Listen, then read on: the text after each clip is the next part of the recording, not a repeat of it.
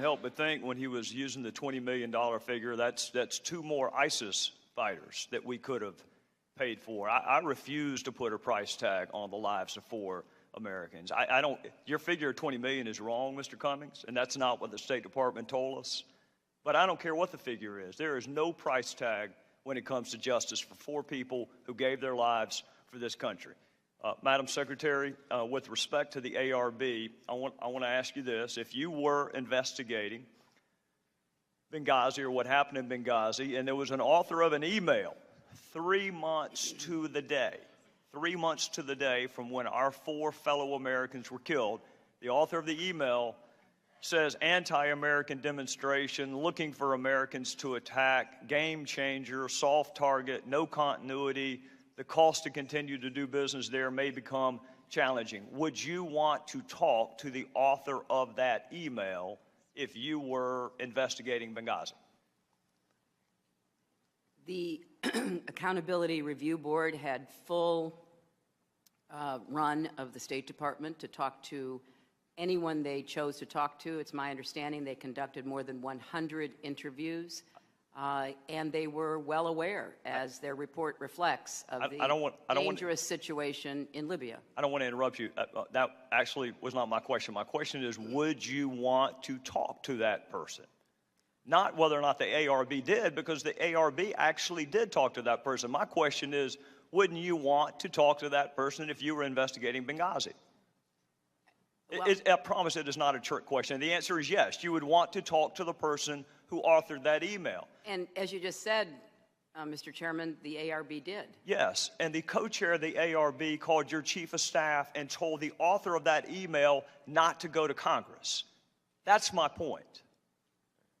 My point is the ARB did some good things. That's why our first 2 hearings were on making sure the recommendations by the ARB were actually implemented.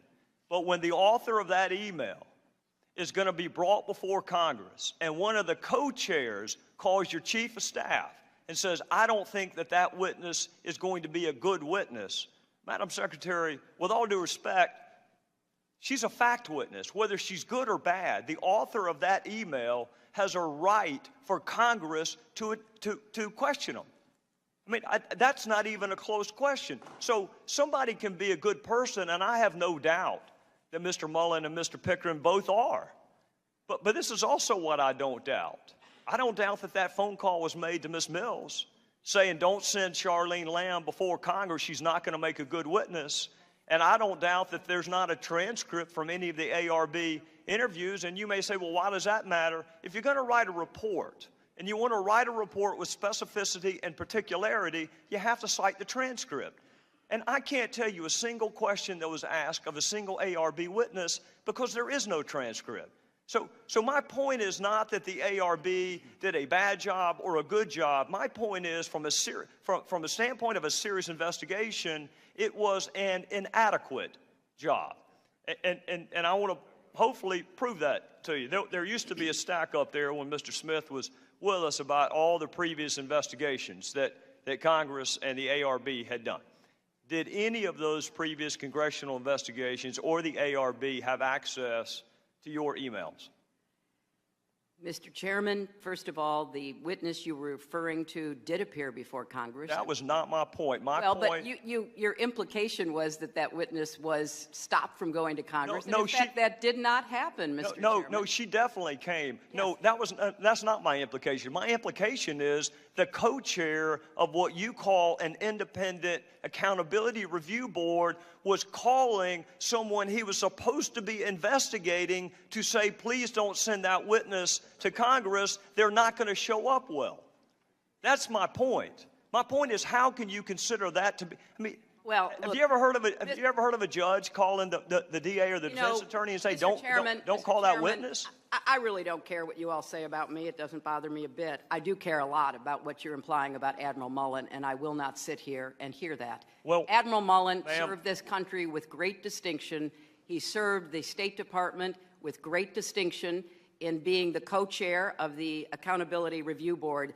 And I think his work speaks for itself. Well, and I'm sorry that the important work that was done by that board is held in such low regard by some members of this committee, and I deeply regret it. Are you doubting that he placed the phone call? Is that the purpose? I know of what nothing you're saying? about the phone call. Well, I do, because he testified before another congressional committee. He admits it was a mistake, Madam Secretary. I don't know why you can't. Well, he admits it was a mistake to call and say, don't send a fact witness before a congressional committee.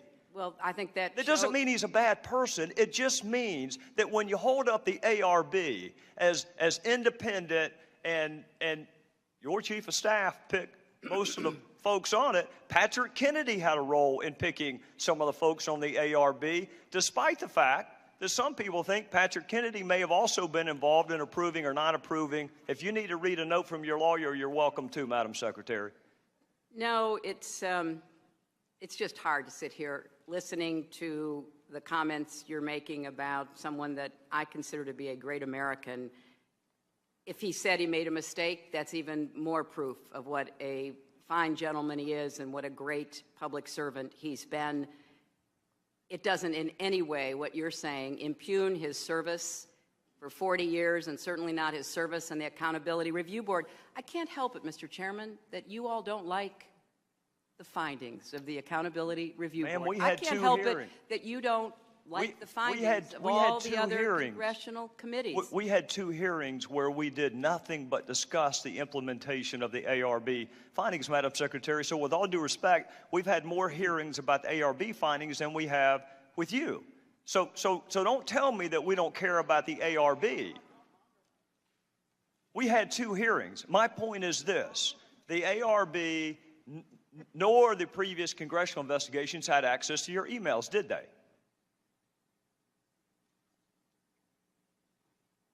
I don't know what they had access to. I know that during the time I was at the State Department, there was certainly a great effort to respond to your predecessor, Congressman Issa's inquiries, and many thousands of pages of information was conveyed to the Congress.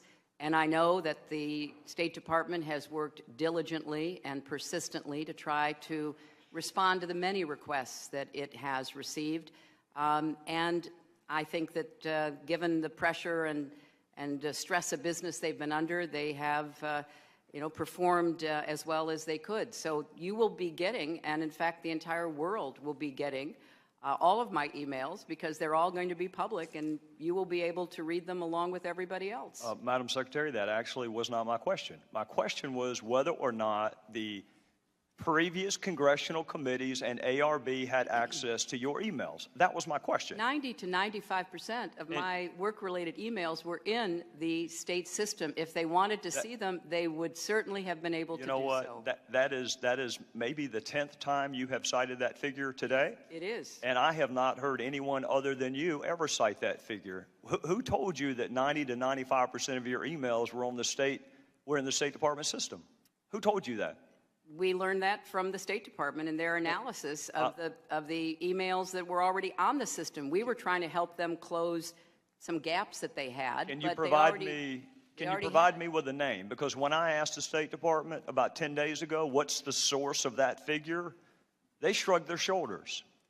Well, you can look for the state.gov addresses, and they certainly pop up. And right, and the Inspector General report, Madam Secretary, the Inspector General report, which you can't argue by perfect analogy, but you can certainly extrapolate, the Inspector General report found that less than 1% of State Department emails, record emails, were captured.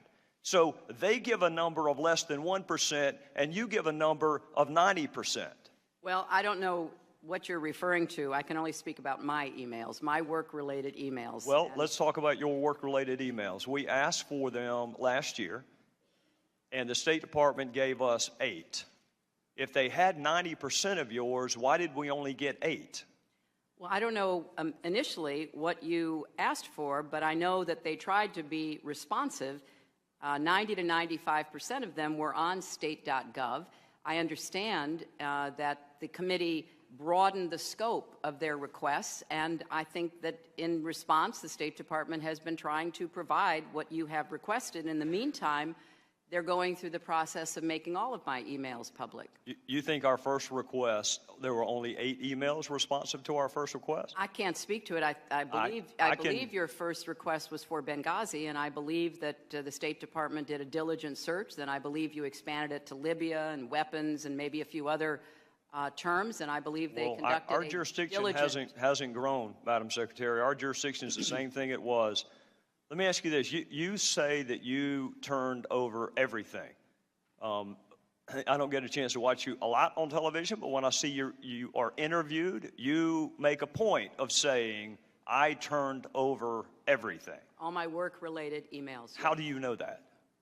I know that because there was an exhaustive search done under the supervision of my attorneys, and that is exactly the outcome. We turned over every work-related email. In fact, as somebody referred to earlier, we turned over too many. In the State Department and the National Archives said there were 1,246 out of the 30,000 plus that they've already determined did not need to be turned over. And you have a really good group of attorneys, which makes me wonder how they missed 15 of them.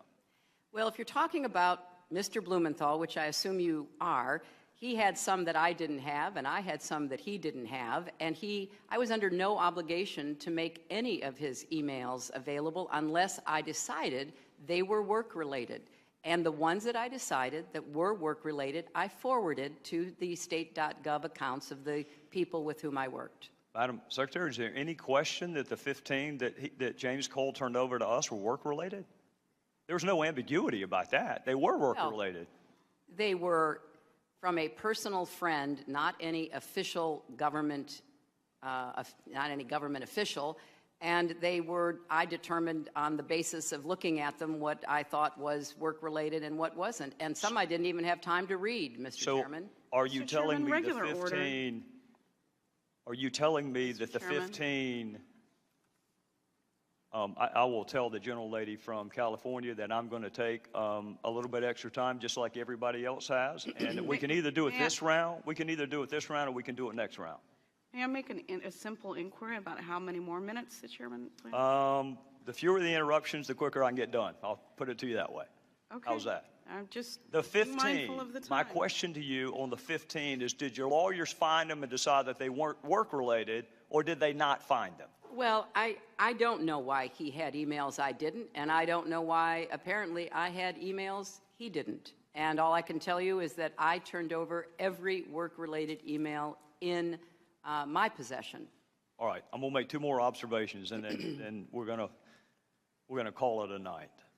The first observation that I would make is that when you speak to the public, you say, I turned over everything.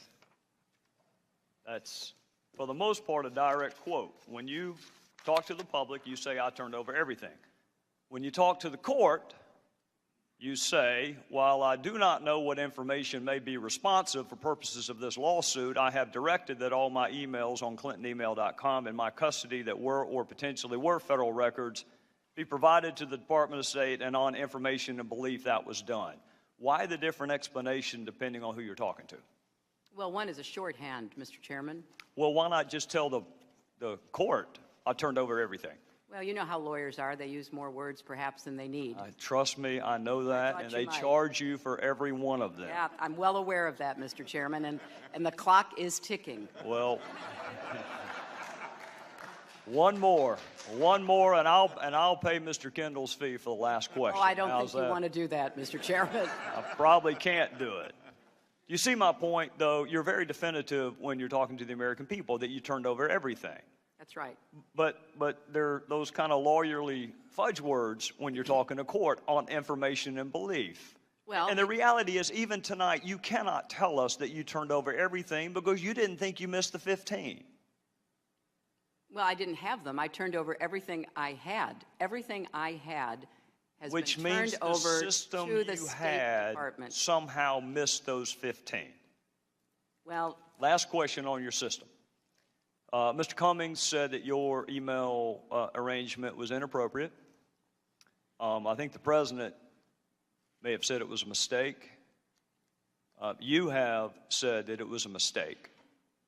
My question to you, Madam Secretary, is was it a mistake for the 4 years that you had that email arrangement? Was it a mistake for the almost 2 years that you kept the public record to yourself, or has it manifested itself as a mistake in just the last 6 months? Well, since I believed that all of my work-related emails to .gov accounts were being captured and preserved, it wasn't until I was asked to help the State Department to fill in what they saw as some record-keeping gaps, not just with me, but with others. I did the best I could during those 4 years and thought that everything that I was emailing that was work-related was being preserved. If you can find a source for the 90 to 95%, I would be grateful for it, and we would probably have fewer questions. If there is a source that you can provide that 90 to 95% were on the State Department system, then I'll know that I need to ask the State Department what took them so long. Because I'm just telling you, Madam Secretary, I got 8 emails the first time I asked, and now I've got over 1,500. So there's some disconnect there. Well, Mr. Chairman, I think that is a fair question. And I'm not at the State Department any longer, but I do want to defend them. They are under the most extraordinary pressure to answer congressional inquiries. I saw a figure recently that FOIA requests have jumped something like 300%. They don't have the resources. They don't have the personnel. They take their responsibility of reading every single line, and as Ranking Member Cummings reminded us, having to redact personal information, personnel information, obviously they take it very seriously. I think they're doing the best they can, and I know that they've tried to be responsive to you and to the many other requests that have come their way.